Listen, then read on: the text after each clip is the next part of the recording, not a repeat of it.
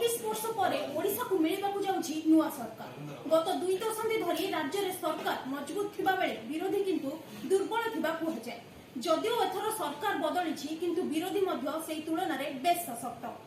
2014 और 2019 रे बीजेडी 100 रु अधिक आसन जीति मजबूत सरकार गढ़ी किंतु सेही तुलन में दुर्बल थिला विरोधी बीजेपी और कांग्रेस।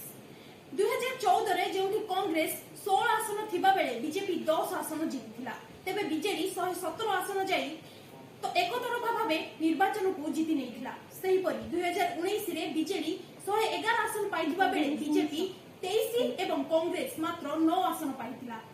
अर्थात 2014 और 2019 रे मजबूत सरकार विरुद्ध रे बेस दुर्बल थिले विरोधी, किंतु एथर विरोधी स्थिति अपेक्षा विरोधी स्थिति पूर्वा अपेक्षा सशक्त होईछि। कारण जो दल 10 दशंधि धरी शासन करि आसुथिला से आज दल विरोधी, अर्थात बिजु जनता दल प्रथम थर बीजेपी विरोध रे विरोधी होईछि। 2024 रे बीजेपी 77 आसन पाइथिबा बेले बीजेडी पाइछि 51 आसन, अर्थात सरकार को घेरिबा पई एथर मजबूत विरोधी प्रस्तुत।